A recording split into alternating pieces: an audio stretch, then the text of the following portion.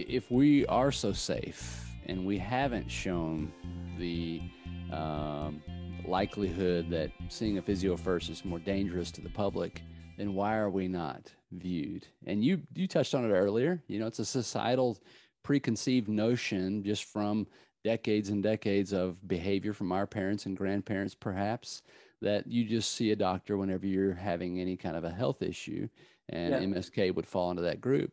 But if we do have direct access, and if we are safe, what's holding us back? What are your thoughts on that? Yeah, again, it comes back to the culture and the system, as you mentioned, because I think that's basically what's holding us back.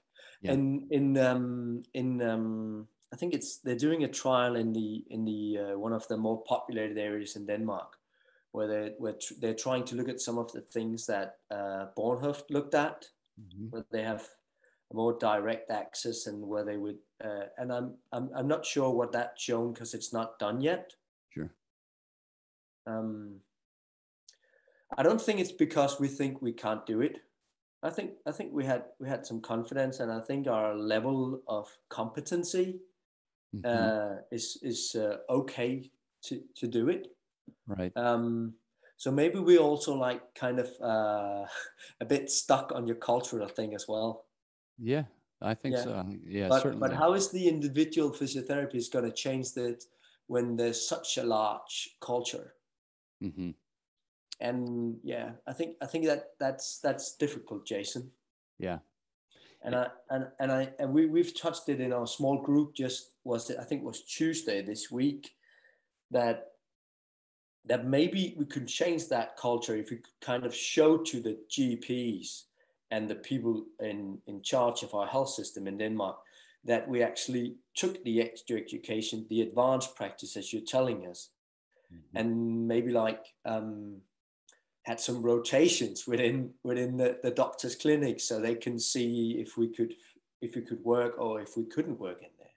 Mm-hmm. Mm-hmm. Yeah. Right.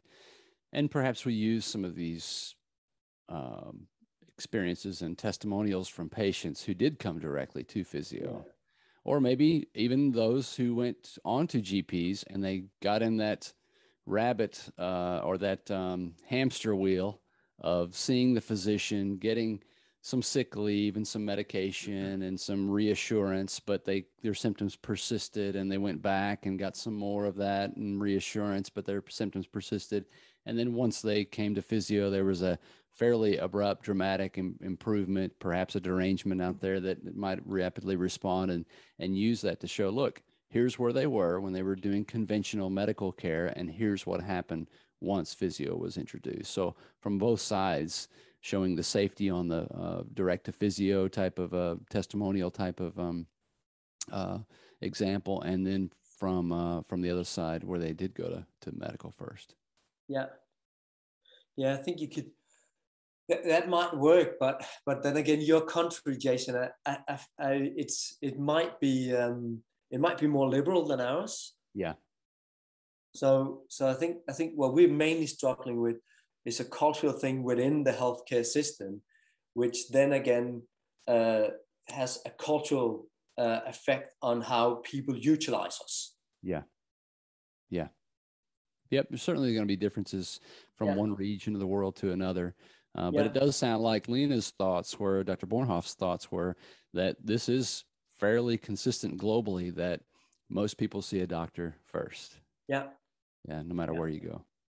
And we also have to be honest that Cecilia, who is, so we actually just joined up a month ago in that small research group, and she said she did a small what do you call that, qualitative research study within both new clinicians and experienced clinicians, and there seemed to be an amount of uncertainty when the picture gets murky, if we should keep seeing these patients or if we should refer them on. Right. And that would talk into what you said and what Troy said. Maybe some more advanced teaching could help that out. Right. But it also touches back to how are we gonna how we're going to navigate within that world when it's so rare that we actually see something serious. It falls back to the experience again. Yeah. Yeah. I mean, Jason, can I ask you a question? How often do you call a patient which you've sent back to the GP? And you don't have to answer me, but just to understand what it is. How often do you get in contact with those patients that we only see once and then we don't see them again? How often do we get in contact with those we sent back to the doctor to figure out what's going on? Right.